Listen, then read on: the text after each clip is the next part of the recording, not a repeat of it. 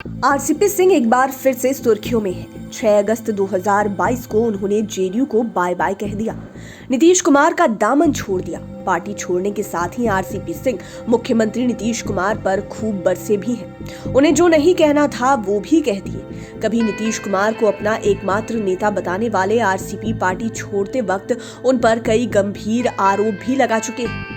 कुछ लोग इसे खिसियानी बिल्ली खंभा नोचे वाली कहावत बता रहे हैं, तो कुछ लोगों को आरसीपी सिंह से सहानुभूति भी है। ऐसे में 5 PM के 5 का तड़का में आज आरसीपी सिंह के बारे में उन 5 पॉइंट्स में जानेंगे कि कैसे वे बिहार की सियासत में आए, फिर जेडीयू के सांगठनिक ढांचे को मजबूत किया और कैसे बेआबरू होकर पार्टी से खुद ही बाहर हो गए। आरसीपी सिंह को सियासत में नीतीश कुमार ही लाए थे, यह बात सबको पता है। नीतीश कुमार ने ही इन्हें पहले बिहार की सत्ता में जगह दी, फिर केंद्र की राजनीति में पहुंचाया। दरअसल 6 जुलाई 1958 को जन्म लेने वाले आरसीपी यानी कि रामचंद्र प्रसाद सिंह यूपी के कैडर के आईएएस अफसर हैं। आरसीपी सिंह पहली बार 1996 में नीतीश कुमार के संपर्क में तब आए जब ये तत्कालीन केंद्रीय मंत्री बेनी प्रसाद वर्मा के प्राइवेट सेक्रेटरी थे। नीतीश कुमार और आरसीपी सिंह के बीच दोस्ती इसलिए भी गहरी हुई क्योंकि दोनों ही बिहार के नालंदा जिले से आते हैं और यह सुखद संयोग था कि दोनों एक ही जाति कुर्मी बिरादरी से भी आते हैं। नीतीश कुमार अब केंद्र सरकार में मंत्री बने तो आरसीपी सिंह को अपने साथ ले आए। उस समय अटल बिहारी वाजपेयी की सरकार में नीतीश कुमार रेल मंत्री बने थे। उन्होंने आरसीपी सिंह को स्पेशल सेक्रेटरी बनाया। फिर नवंबर 2005 में नीतीश कुमार बिहार के मुख्यमंत्री बने। तब आरसीपी सिंह को साथ लेकर वे बिहार आ गए। उस समय ये नीतीश सरकार में चीफ सेक्रेटरी की जिम्मेदारी निभा रहे थे। फिर 2010 में आरसीपी सिंह ने वीआरएस ले लिया, फिर जेडीयू में शामिल हो गए। इस तरह आरसीपी सिंह की बिहार की सियासत में एंट्री हुई। आप रेयर देखे होंगे कि आईएएस अफसर पॉलिटिक्स में सफल हुए। बिहार में ही कई आईएएस रिटायर या फिर वीआरएस लेने के बाद सीधे पॉलिटिक्स में आ गए। कुछ आईएएस अफसर तो पॉलिटिक्स में आने के लिए ही वीआरएस लिए थे, लेकिन आश्चर्य है कि उन अफसरों को सक्सेस रेट 0 बटा सन्नाटा रहा।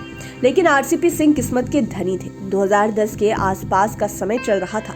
पॉलिटिक्स में आते ही नीतीश कुमार ने उन्हें राज्यसभा भेजा, साथ ही उन्हें जेडीयू को भी मजबूत करने की जिम्मेदारी दी। तब उन्होंने पार्टी में राजधानी से लेकर प्रखंड तक के नेताओं से संपर्क साधा। पार्टी के प्रति इनके समर्पित भाव को देखकर 2016 में नीतीश कुमार ने इन्हें दोबारा राज्यसभा भेजा।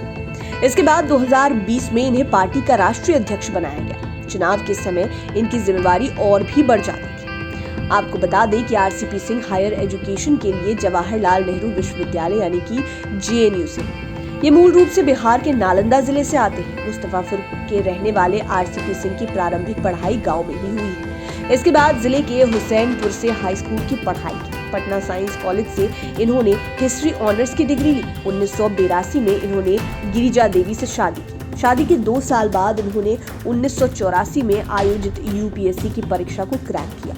आरसीपी सिंह की 2 बेटियां हैं। बड़ी बेटी लिपि सिंह वर्तमान में 2016 बैच के आईपीएस अधिकारी हैं। उनकी पोस्टिंग भी बिहार में ही है। आरसीपी सिंह को बीजेपी से नजदीकी महंगी पड़ गई। दरअसल प्रधानमंत्री नरेंद्र मोदी के दूसरे टर्म में इनकी नजदीकियां बीजेपी से पड़ गई। ये नजदीकियां कई स्टेजेस पर यूपी चुनाव में भी सीट बंटवारे को लेकर इनका बीजेपी के प्रति सहानुभूति देखने को मिली। तब यूपी में जेडीयू ने अकेले ही चुनाव लड़ने का फैसला लिया था। सोशल मीडिया पर भी इन्होंने भले ही साल भर से नीतीश कुमार के ट्वीट को शायद देखा भी नहीं होगा, लेकिन नरेंद्र मोदी के सैकड़ों ट्वीट को इन्होंने रिट्वीट जरूर किया है। ऐसे में जेडीयू नेताओं को आरसीपी का बीजेपी प्रेम खटकने लगा था और इसे लेकर बिना नाम लिए पार्टी के राष्ट्रीय अध्यक्ष ललन सिंह और संसदीय बोर्ड के उपेंद्र कुशवाहा ने भी चेता दिया था और इसी वजह से आरसीपी अपनी ही पार्टी में हाशिए पर चले गए।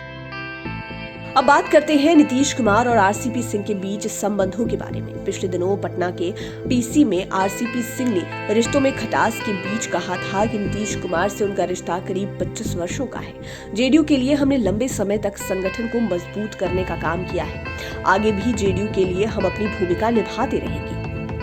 नीतीश कुमार के प्रति हमारी नाराजगी का कोई आधार ही नहीं। मैं किसी को नाराज करने वाला कोई भी काम नहीं करता हूँ। अब यह अलग बात है कि इन दिनों परिस्थितियां कुछ ऐसी बन गई कि यह 25 सालों का बंधन फ्रेंडशिप डे के ठीक एक दिन पहले ही टूट गया। लेकिन एक समय था जब ये नीतीश कुमार के बेहद करीब थे। तब जनता दल यूनाइटेड में नीतीश कुमार के बाद इन्हें नंबर 2 का नेता माना जाता था।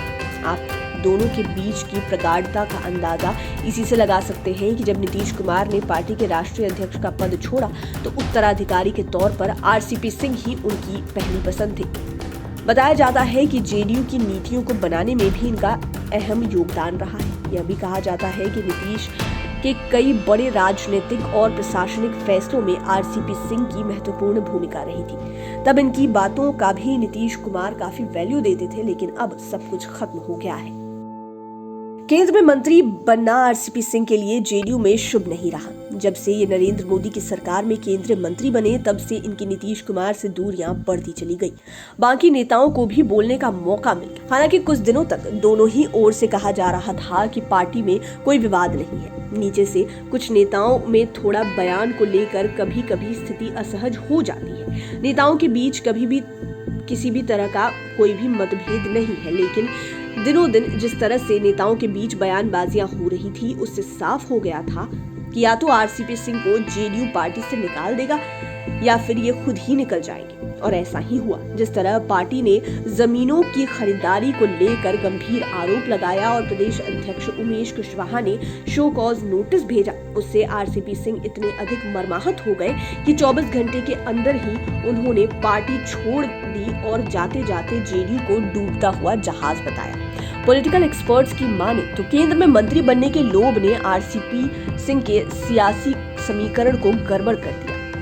वे ये भी कह रहे हैं कि आरसीपी सिंह बीजेपी के हाथों का टूल बन गए थे और बिहार पॉलिटिक्स में वे महाराष्ट्र के एकनाथ शिंदे बनना चाहते थे। लेकिन बिहार में नीतीश कुमार क्या करेंगे कोई नहीं जानता है। पार्टी ने आरसीपी को ऐसे मुकाम पर लाकर खड़ा कर दिया है जहां से बीजेपी भी उन्हें पार्टी में लेने के पहले 100 दफे सोचेगी।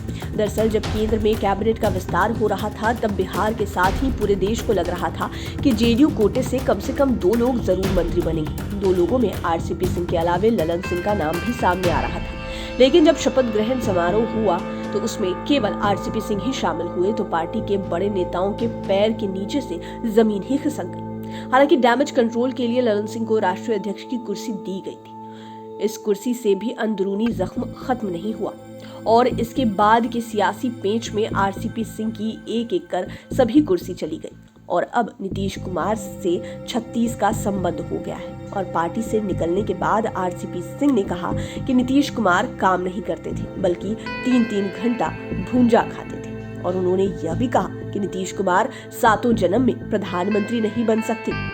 उम्मीद है ये वीडियो आपको पसंद आया होगा। इसी तरह की वीडियोस के लिए हमारे चैनल 5 PM को सब्सक्राइब कर लें, साथ ही फेसबुक पेज को भी लाइक करें। धन्यवाद।